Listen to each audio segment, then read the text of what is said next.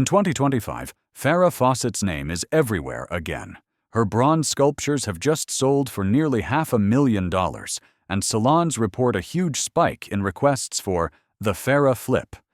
Young stars copy her feathered hair and red swimsuit glow. But the real reason people are talking isn't nostalgia. New stories about her final years and the way Hollywood treated her are finally coming out.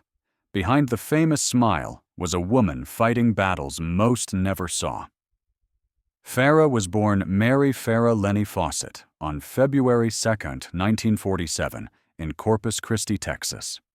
The younger of two girls in a strict Catholic working-class home, she learned discipline early. By 5, she was winning local art contests, sculpting and drawing with a seriousness far beyond her age. At W.B. Ray High School, she was voted most beautiful all 4 years, a blessing and a box she would spend decades trying to break out of. In 1965, she entered the University of Texas at Austin on a beauty scholarship, planning to study microbiology. But a campus photo of her was picked up by a Hollywood publicist, and suddenly, the idea of a lab career didn't stand a chance.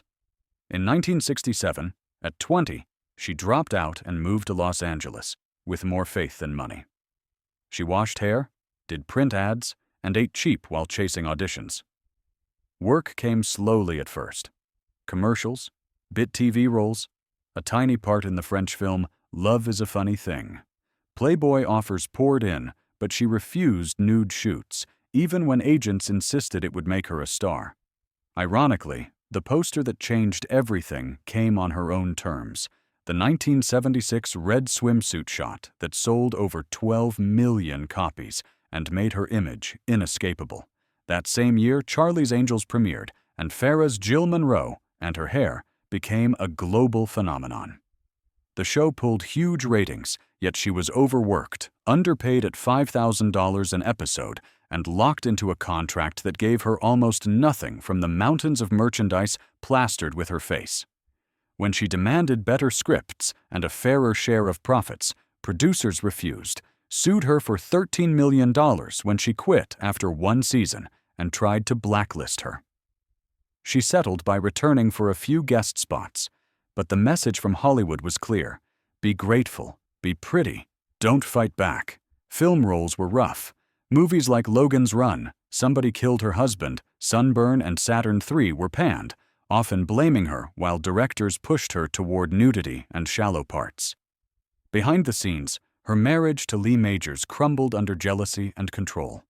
Her long, turbulent relationship with Ryan O'Neal brought passion, betrayal, and their son Redmond, but also more chaos, infidelity, and tabloid drama. Quietly, she leaned on an old college love, Greg Lott, who later emerged in her will. Farrah refused to disappear. In the 1980s, she reinvented herself as a serious actress in Extremities, The Burning Bed, and Small Sacrifices, enduring bruising stage work, harrowing subject matter, and constant doubt from an industry that had written her off. She fought for fair pay in court, and won. She spoke openly about rehab and addiction when stars rarely admitted such things. She testified against a powerful producer who assaulted her, each time she paid a price in lost jobs and whisper campaigns, but she kept pushing. In 2006, Farrah was diagnosed with anal cancer. She documented her fight in the raw, unflinching Special Farrah's story, showing herself weak, bald, terrified, and still stubbornly defiant. She sought experimental treatments in Germany, endured pain, criticism, and invasive attention, and used her remaining strength to launch the Farrah Fawcett Foundation, funding cancer research and patient support.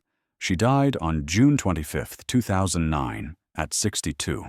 In her will, she protected Redmond with a trust, quietly remembered Greg Lott, and poured millions into her foundation.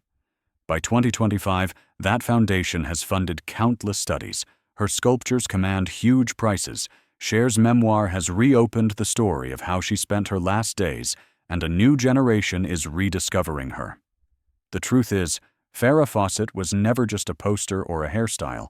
She was an artist, a fighter, a woman who stood up to a system that tried to use her and erase her in the same breath. And she's still being heard, long after Hollywood thought it was done with her.